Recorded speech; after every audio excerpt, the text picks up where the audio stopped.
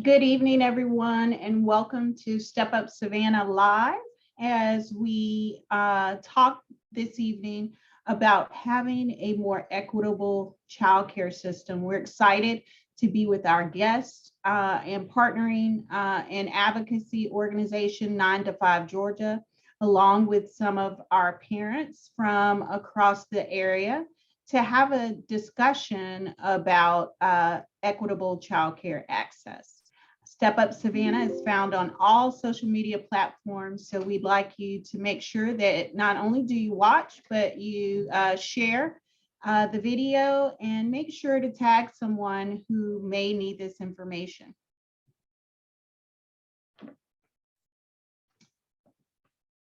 Originally established in 2008 as a poverty reduction initiative, Step Up Savannah operates today as a standalone nonprofit agency that not only offers direct service programming, but we also act as an advocate and a convener, a collaborator, and a community capacity builder to address the complicated issues around economic inclusion in the Southeast region of Georgia. We're located in the Savannah-Chatham community. Our mission is to promote economic inclusion and financial security.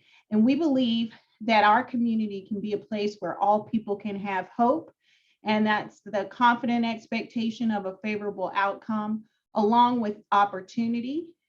We believe that a beloved community is where we all step up to challenge injustice and where all of our community members work together to create a more economically inclusive community. At our core, Step Up Savannah celebrates and is committed to diversity and inclusion. And we do that in a number of ways, but we underscore that in our work by honoring experiences and perspectives and unique identities.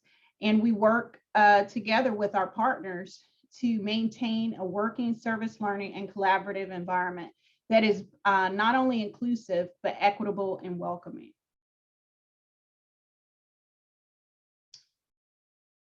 Economic inclusion is a part of our core values here at Step Up, and economic inclusion is about supporting the economic mobility and self-sufficiency of all of our community members. Equity is extremely important to us as we work to create economic inclusion in our community. And equity is quite different from equality in that equity recognizes that each person has a set of different circumstances, and then equity supports and allocates the exact resources needed and opportunities to help that individual reach an equal outcome. We also here believe in integrity, and we like Brene Brown's definition of integrity, which goes along with our work, choosing courage over comfort, choosing what is right over what is fun, fast, and easy, and choosing to practice our values rather than simply professing them. At Step Up, we are viewing our work from a racial and equity lens. And one of the things that we are working to do is ensure that we're establishing pillars for the alignment of our work. We want to center those who have been systematically disenfranchised and marginalized. And that's the least, the last, and the left out. We partner and collaborate for the purpose of advocacy and capacity building, as is evident by our partners here at 9 to 5. We want to lift up and advocate promising solutions, such as the ones that are going to be discussed tonight, that are systems oriented and help not only at the policy level, but actually reach the communities that need them the most. We want to make sure that we're incubating and evaluating local and regional solutions and programs for effectiveness and expansion opportunities. And lastly, we want to amplify and humanize the work and share the story of those that systematic barriers are impacting the most. Here at Step Up Savannah, I am the executive director. My name is Alicia Johnson, and we have 6 direct service programs: our AmeriCorps Vista program, our Chatham Apprentice Program, which is a workforce development program, Level Up, our asset building and financial security work, our neighborhood leadership program, our public benefits program, as well as our working family network. We have our staff on tonight, Kimberly Polk, which is our public benefits manager. Rachel McConaughey's on tonight. She's our development and communications manager. Austin Rojas is joining us tonight. He is our community coordinator. Tanika Rivers, our workforce development manager, as well as Harley Stevenson, one of our Chatham Apprentice Program coordinators, and Janelle Brown, our office administrator. So we want to, again, on behalf of the Step Up Savannah family, welcome you tonight for this much needed conversation. Thank you, Alicia. So, oh, go ahead. I'm sorry, Kim. One of the things that we wanted to make sure that we talk about as we introduce our 9-to-5 partners, you may be asking yourself, why would Step Up Savannah want to host this topic? What does this have to do with economic inclusion? And we can tell you that our interactions and interviews with our advocacy partners, and primarily those in the low wealth communities that we serve, have revealed several core challenges facing low wealth communities and on behalf of low income parents. And they're going to be highlighted, those challenges, on tonight. But specifically in the low wealth community, they have complex childcare needs, which are encumbered by complex care schedules, and often transportation and childcare are common barriers for low wealth and wage workers who, for parents who have to drop off and pick up their children from childcare and who they have multiple children. There's usually inadequate information about childcare options and understanding what's available. There's unaffordable care and inadequate public funding that makes childcare inaccessible. And there's usually inadequate supply of quality rated childcare that becomes another systematic barrier. And I'm sure our advocating and advocacy partners will talk even more about this, and policy and systems barrier. But these childcare and transportation are the two top reasons that a lot of people in the low wealth community are not able to return to work, and they're not able to access higher paying jobs. So that is why we're hosting this conversation, and we're so excited to have 9-to-5 join us to talk more about it. Kimberly, would you welcome 9-to-5? Yes, thanks so much, Alicia. So 9-to-5 Georgia's mission is to build a movement to achieve economic justice by engaging directly affected women to improve working conditions. 9-to-5 Georgia is a statewide chapter of 9-to-5, National Association of Working Women. They are building an effective movement for change using organizing, civic engagement, advocacy, coalition building, and leadership development strategies to build power and change public policy. 9-to-5's Community Justice Fellowship Program is a 12-week organizer training program. This spring, 9-to-5 is joined by 8 incredible leaders in Savannah. Tonight, we'll have the opportunity to hear from 3 of these community leaders about building an equitable childcare system. One of those leaders is Amy Best. She is a native of Savannah, Georgia. She is an educator who works very hard to help people succeed. And during her free time, she enjoys reading, spending time with family, and going to the beach. We also have with us Frances Gillespie. She is a native of Savannah, Georgia, and an advocate for change. Her favorite quote is, "If you don't like something, change it. If you can't change it, change your attitude," by Maya Angelou. Much of Frances's time both personally and professionally, is spent supporting and advocating for others. However, she makes her greatest impression on her beautiful 7-year-old daughter, Braylon.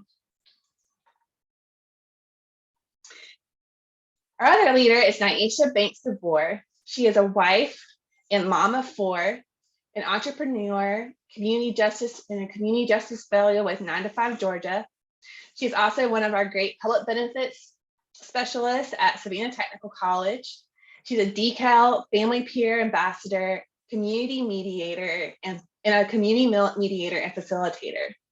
After receiving her degree in business administration, she is now attending Georgia Southern with concentrations in nonprofit management and public administration, while also serving on the board of the Mediation Center of the Coastal Empire and the Strategic Partnerships Committee for the National Association of Community Mediators. Naisha's passion for service and advocacy exudes in her personal and professional life. Now we'll hear a couple of stories. We'll first hear from a provider named Taisha Williams. She began working as a childcare provider 17 years ago as a family childcare provider before opening a group daycare home in Savannah.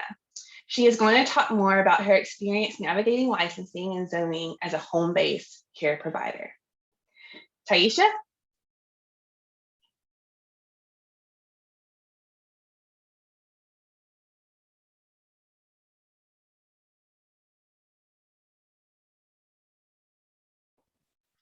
Hello, everyone. I am Taisha Williams.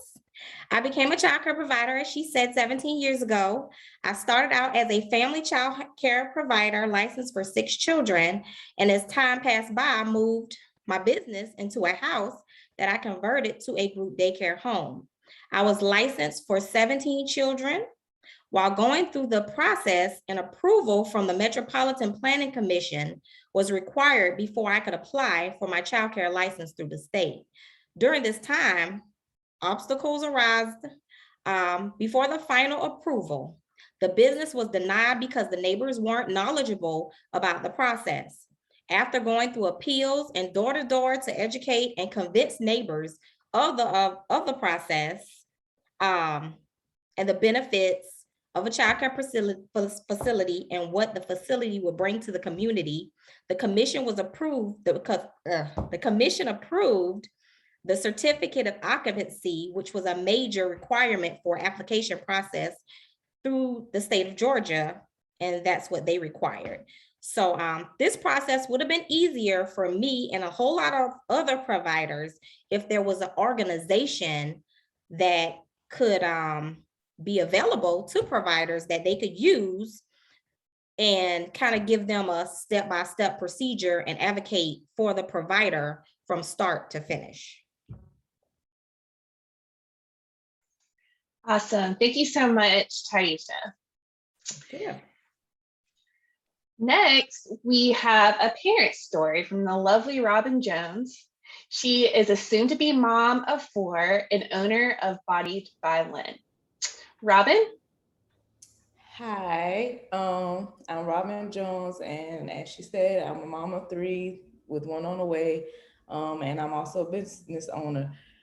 My challenges with childcare have been mostly with cost, because with multiple children, childcare can get very expensive. At one point in time, I was paying more per month for childcare than I was in rent, and that was just with 2 children. Also, there are times that I was just working just to pay for childcare, which, you know, doesn't really make any sense. And a lot of times you pay for the quality of childcare. So you kind of have to balance between, well, pick between just having a babysitter or is your child actually learning at these childcare facilities. Another challenge I came across was the hours that the childcare facilities were open, because working in medical, a lot of times I would have to be to work before 6:30 and I didn't get off until after 6 p.m., which, you know, a lot of facilities, that's out of their range. I'm also unable to actually attend school and finish school, because without proper childcare in place, there's no way that I can physically go to the campus. And with being a stay-at-home mom, my toddler is very demanding, so it's very challenging to do my schoolwork from home as well. I had caps at one point in time, but unfortunately during the renewal, something went wrong with my paperwork and I lost it, and I don't fall into the priority group in order to gain it back.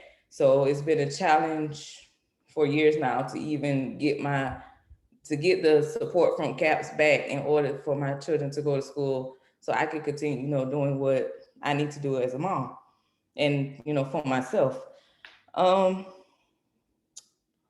It's also hard to find work because there isn't childcare already in place, and without it already being in place, then it's kind of impossible to get a job when you don't have anyone to watch your child.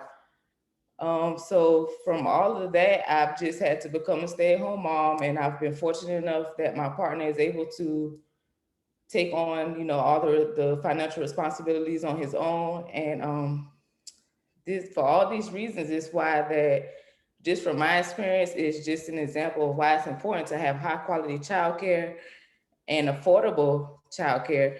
As a parent, my children should be able to have the best start without me having to choose between quality and affordability. Great. Thank you so much, Robin. Now I'm going to turn it over to our 9-to-5 leaders, over to Frances, and they're going to kick off the rest of our presentation.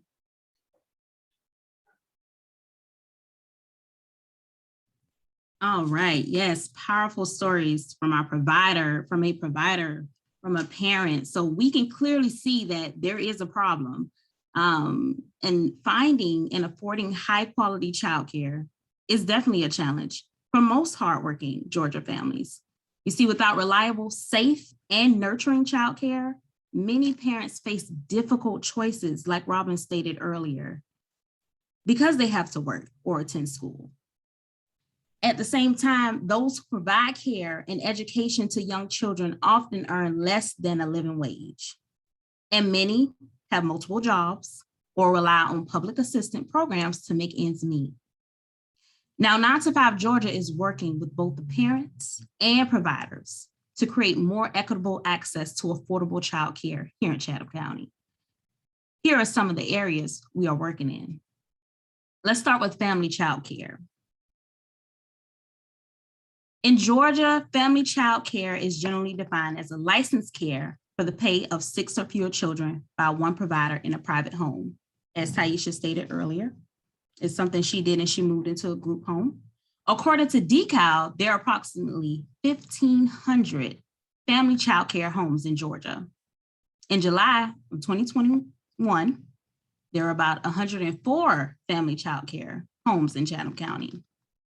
Now, why is this important to support? You see, supporting family childcare is an important part of creating a more equitable childcare system for both the families and the providers. There's potential for family childcare to offer hard-to-find care options to underserved populations. And some of those may include childcare during non-traditional hours, infant and toddler care, serving children with disabilities, and serving dual language learners. It's definitely hard to find those in most neighborhoods, and especially during COVID. Now, we're pre-COVID, but even the waiting list, could you imagine? Now, the family childcare providers often offer these services, and with the right support system, and additional providers are likely to do so. Now, more than 53% of family child care home operators in Georgia are Black women. We're talking about the providers here. The majority of children they serve are people of color as well. Family child care homes are often the only licensed providers in rural areas. However, their numbers in Georgia are declining. These homes help women earn a living, help families find find quality, affordable care, and provide an important service to the community. Francis, before you don't move any further, this is Alicia. I would just want to make clear for those of us who are listening who may not be familiar with the term for the FCC home providers, we're talking about home-based daycares where people have opened them in their home where they can keep 6 or less children. Correct? Correct. Okay. Thank you for that, Naisha. Yeah. Okay. Not a problem. I just wanted to make certain that those who are listening who aren't as familiar with the acronyms as we all might be, that they also understand that you're referring to these to home-based daycares as we would know them in our neighborhoods and around our community. Yes, FCC, Family Childcare. Mm-hmm. Now our work. It is clear that family childcare homes are an essential part of equitable childcare systems.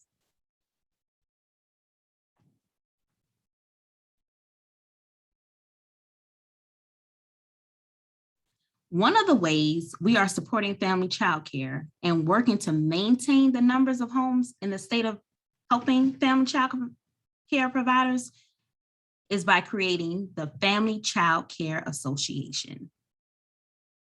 The association formed when a group of people in similar businesses or who have similar interests gather on a regular basis to support each other and their causes.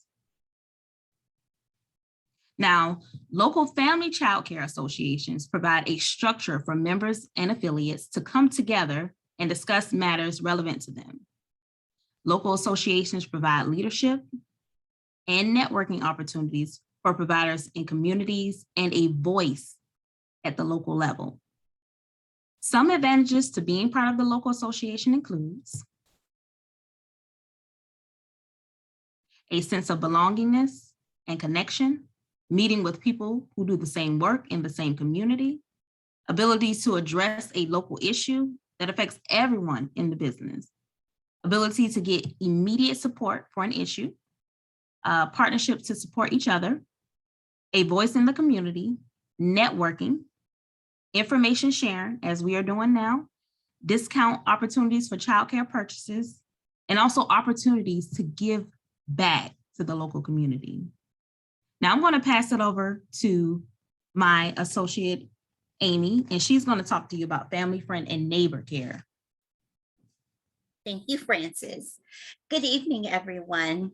As the only child of a single parent, my mother frequently relied upon a network of family and friends for childcare.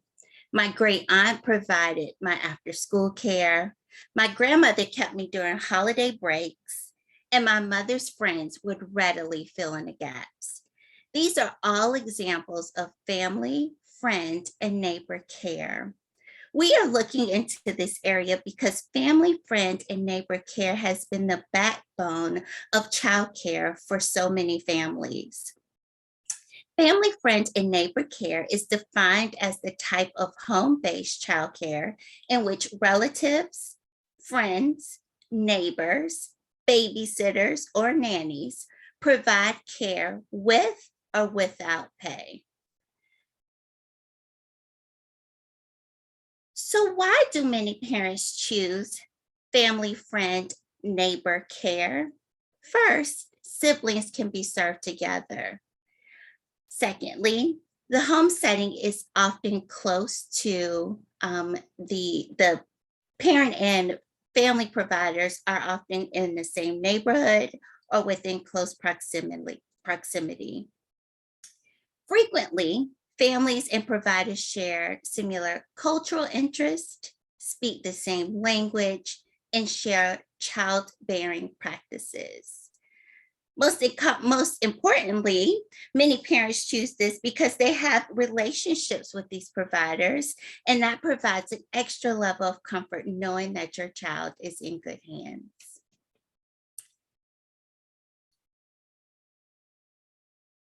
So why do we need to support family, friend, and neighbor care? First, we need to support family, friend, and neighbor care to build a more equitable system based on where families are. We need to build a system that allows access to both providers and families. The pandemic brought about a need for family, friend, and neighbor care because a lot of essential workers who had to go to work during the pandemic did not have access to childcare.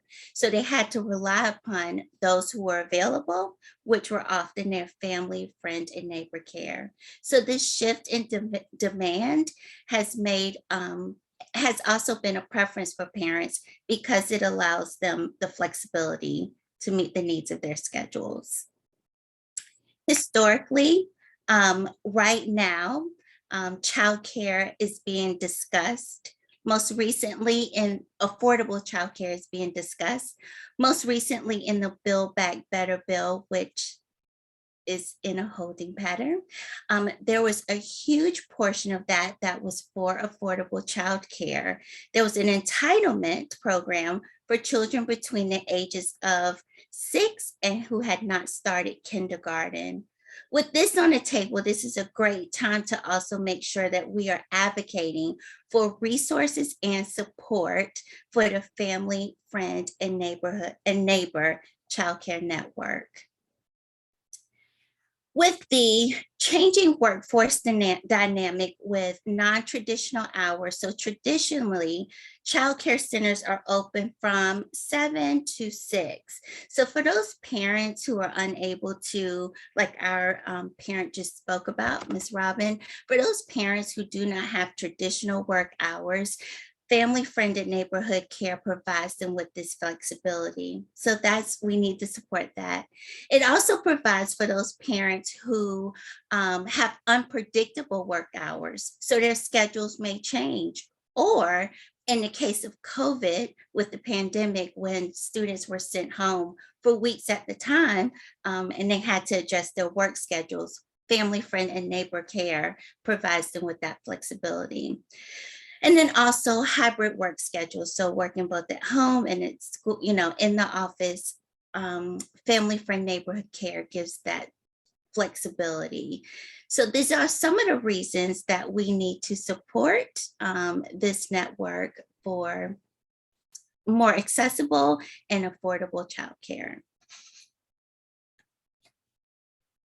So some of the challenges that are faced, providers within the family, friend, neighbor network, on average, make about $8,000 a year. So financially, that could cause many hardships, and it would be hard to sustain that. Another issue that is faced by family, friend, neighbor, FFN, I'm just going to say that for now, is that they're excluded from state and federal support. So they are not able to accept CAPS. They don't have the same access to resources and information that other childcare providers may have. Also, because they do not have a community, that makes it difficult for them to share information and to receive that information in a timely manner. The lack of community can also make them feel isolated. And this is for the providers. So our work for 9 to 5 for Family Friend Network is to connect with other family, friend, and neighbors, families, and providers, so that we can hear the things that are working really well, but also the areas of concern. So we want to collect all of that information to see how we can identify common challenges and then develop a community-led solutions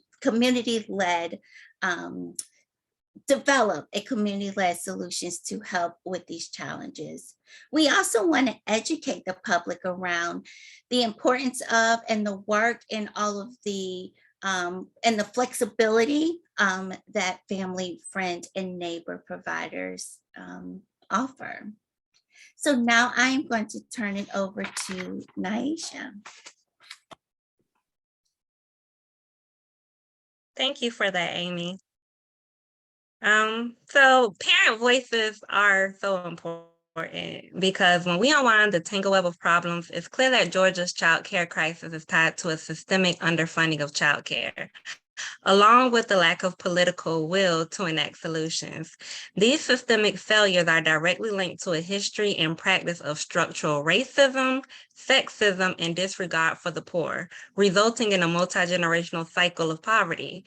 We're here to make sure parents, providers, and their allies have a platform to stand on to say no more.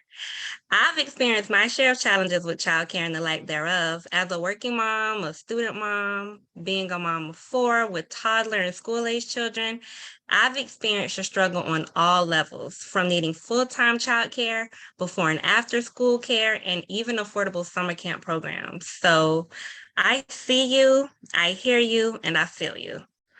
But not only for myself, but all the challenges facing all Georgia families are numerous and deep. The only path forward begins at the door of the women and families who are most deeply affected. There are many opportunities to develop parent and caretaker skills, lift their expert voices, and engage them in campaigns for change. By empowering parent leaders, we will build the capacity to demand accessible, high-quality child care for all Georgia families. Okay. And currently, we are gathering information from parents in our community about their experiences in looking for affordable and accessible childcare. We have held 5 parent listening sessions and are collecting parent surveys so that we can develop solutions that reflect the unique needs of our community here in Chatham County. Key opportunities for parents to get involved in our work include sharing their stories, participating in our Community Justice Fellowship, participating in calls to action to advocate for increased investment in our childcare system, and so much more. So I'm going to ask the participants now. I'm going to drop a link in the chat and ask for all of you all to complete a childcare survey. And once you complete that survey, I would like for you to join our email listing.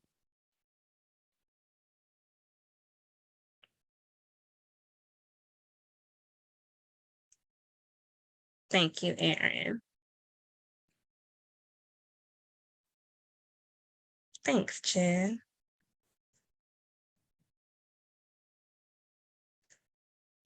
Okay. And while y'all are doing that, I'm going to ask some questions in the chat.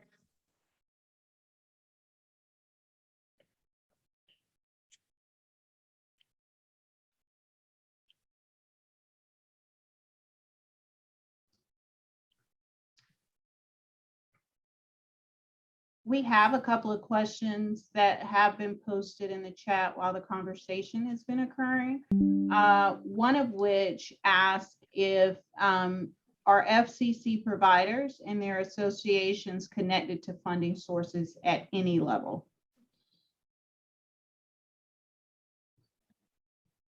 I can speak to that. My name is Erin. I am the child care organizer with 9 to 5 Georgia.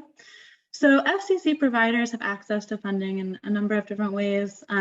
One, family child care providers are required to be licensed, and they can also accept CAPS, which is the Child and Parent Services. And family child care providers have also been receiving support from different sources of funding during COVID. So things like the Power supplemental payments. So these are payments that have been available to Georgia's early care and education professionals, and family child care learning home providers fall under that category since they are required to be licensed through DCAL. And then in terms of associations, oftentimes associations are funded through membership dues. So family child care providers who participate in these associations will pay anywhere from $20 to $100 in membership dues, and that funds a lot of the work that they do together. So Erin, to that extent, how many associations are you aware of that they can participate here in the Chatham County area? So we are actually just beginning to put together our association for the Chatham County area. So last night was our very first meeting, and we met with family child care provider leaders in the area. And we are looking to expand our network and really start putting the pieces together to build a cohesive family childcare association. So that is something that is kind of taking off right now, and we hope to have a family childcare association by the end of this year. So if you know any family childcare providers or are a family childcare provider, we would love to connect with you, and we will be building that together. One of the things that we hear at Step Up Savannah, and then anyone from 9 to 5 can join in and answer this question. But we hear a lot of parents talk about CAPS funding. And I think there is some general misunderstanding about what CAPS actually provides. And that most people don't know that there are income requirements that can lock out the working poor or working families, as well as the fact that if someone was to receive a CAP allocation, they also are required to have their child placed in a quality rated daycare.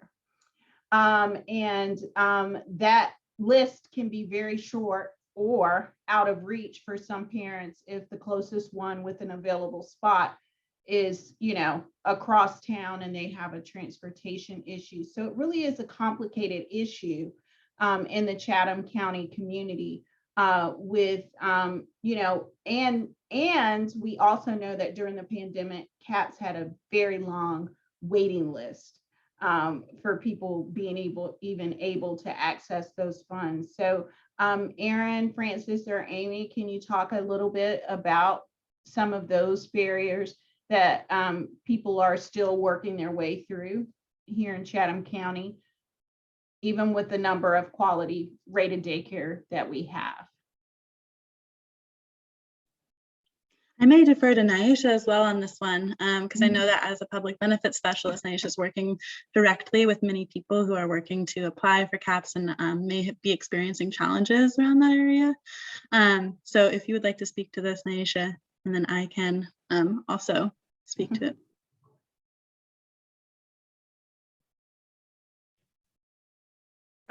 Yeah, so I do see that problem a lot. The main thing now is them not meeting the priority groups, even with that income. Even though they've increased the income, there's still that barrier of the priority groups still have to be met. So that's something that we have to work towards fixing. And I actually would like to throw in a suggestion about that. Like maybe there would be a way of like a provisional period or something, especially for the parents who are like Robin, unable to find employment or to go to school because they don't already have childcare in place. I think that's something that's very important that we will try to work on getting enacted due to the fact that CAPS does require you to be working at least 24 hours or in school full time or a combination of the two.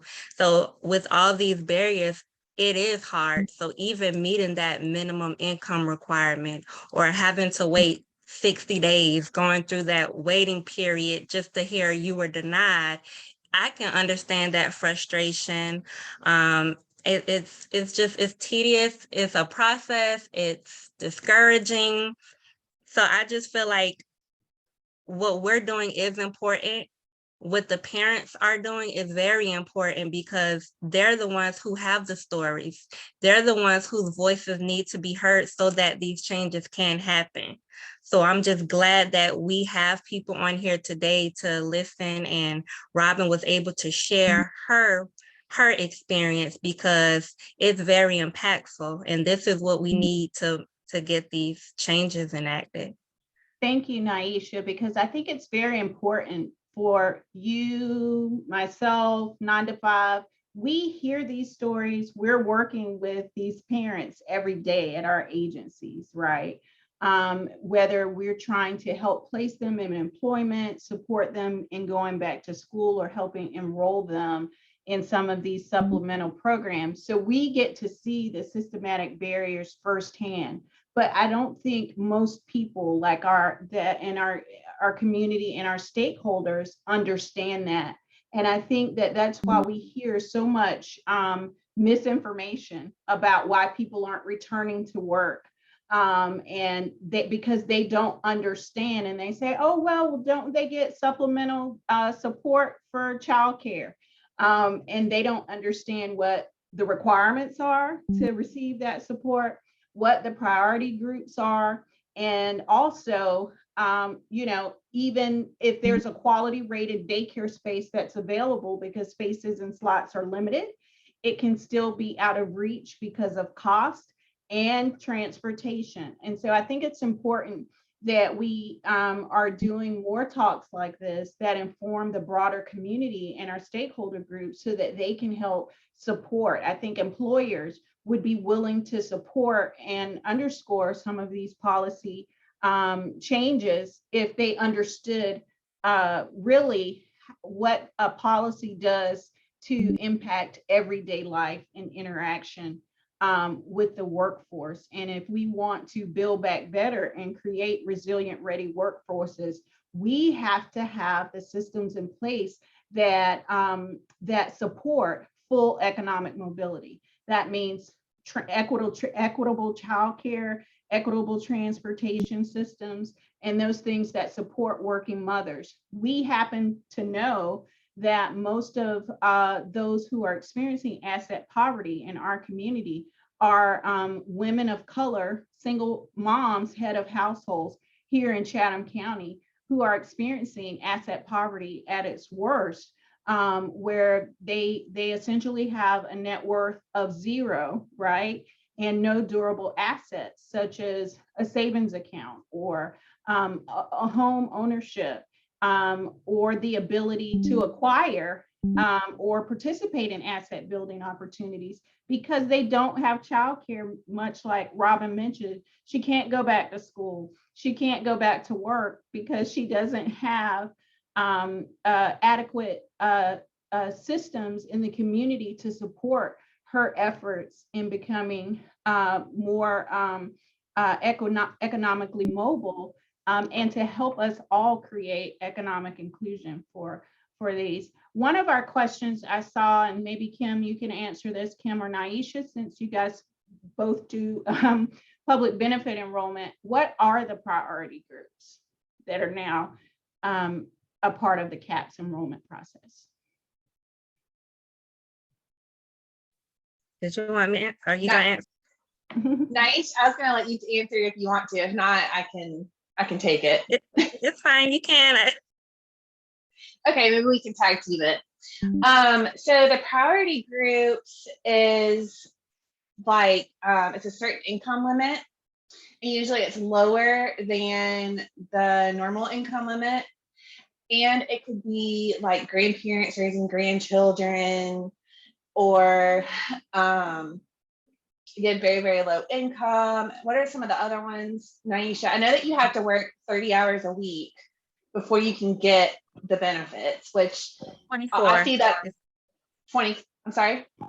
It's 24 hours. Oh, 24, I'm sorry. 24 hours a week. I know I get that backwards sometimes. So 24 hours a week to be able to be eligible for CAPS benefits. And like Naisha said, I see this all the time as well, where people are like, I need CAPS so I can go look for a job. And I'm like, well, actually, you have to work those 24 hours before you can get CAPS. And so it actually sets them up for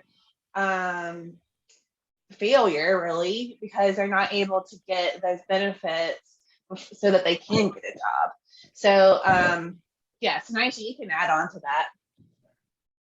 With the priority groups, you've already mentioned having the very low income, grandparents raising their grandchildren, minor parents, so like people who are still in school. If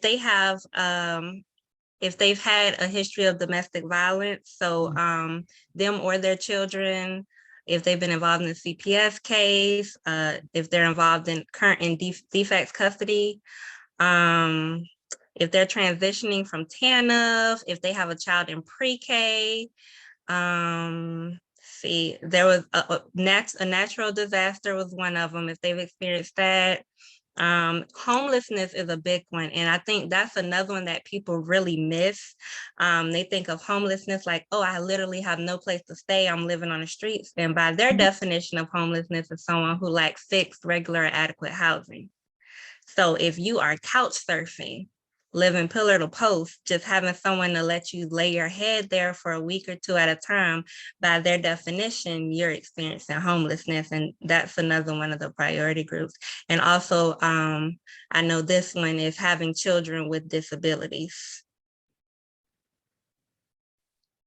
We have a couple other questions in the chat. Are there any local childcare facilities that will work with single parents that are getting back into the workforce and give more time to provide tuition fees? This comes from Jennifer Graham. No, the YMCA has an income sliding fee. So if you have lower income, they do work with you on their sliding fee scale.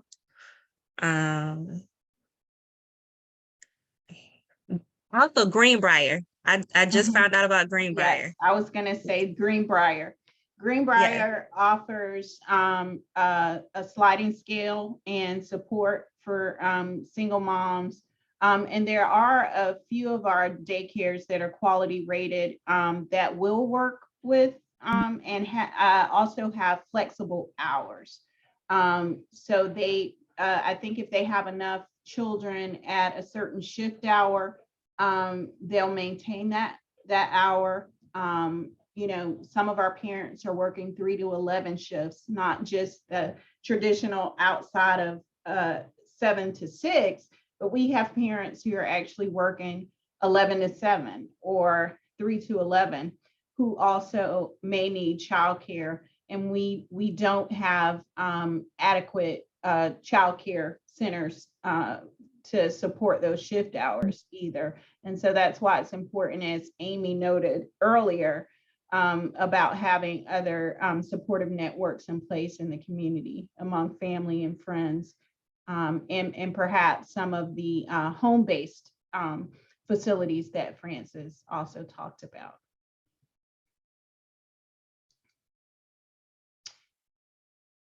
Naisha indicated that the EOA offers free childcare. And I see that Kim indicated that Cat's Little Angels is a 24-hour childcare. And they also do a sliding scale, may also do a sliding scale.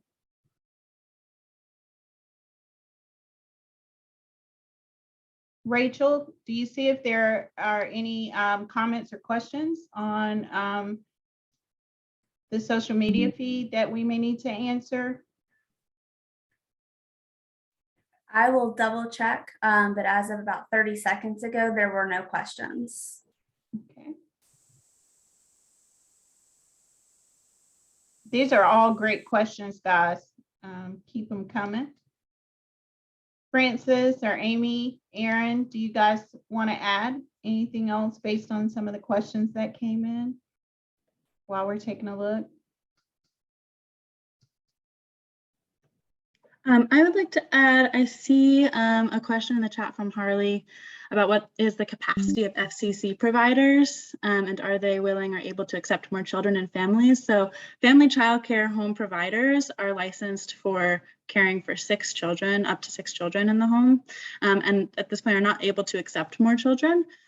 So in order to increase capacity of family childcare in Chatham County and in Georgia, we actually need to increase the number of family childcare homes, which is one of the things that we're doing in order with the family childcare provider associations, is to provide this network of support to kind of retain the current number of family childcare homes that we have, and then continuing to provide support for anyone who is interested in starting a family childcare home, in navigating the process of being licensed, there are specific zoning requirements if you're going to have a family child care business in your home. And these zoning requirements are different in many locations throughout the state. So it's something that people often need more direct help navigating and making sure that everything is kind of up to date. So that is one of the things that we're working on in order to expand capacity, is helping people navigate this system and open family child care homes if they are interested. Thank you for that question. And I just want to add this because I thought about you, Robin. If anyone has a desire to go back to school, but the barrier is childcare, if you have any interest or desire to attend Savannah Tech, any of the certificate, diploma, or degree programs, we have recently formed partnerships to offer scholarships and free childcare to individuals that are in need. So if that is an option for you to go back to school and get a degree, certificate, or diploma from Savannah Tech, we do have that in place as of like 2 months ago. That's great to know, Naisha. Can you send us over some of that information in case we get some inquiries that we'll be able to provide that? And we'd also love to share that with our workforce development participants.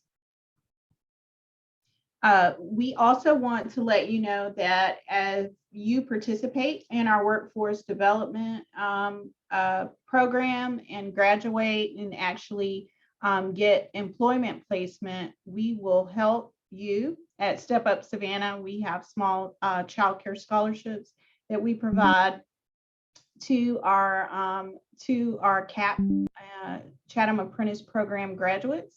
We offer several stackable credentials that are paid for through that program, as well as direct employment placement with our employer partners.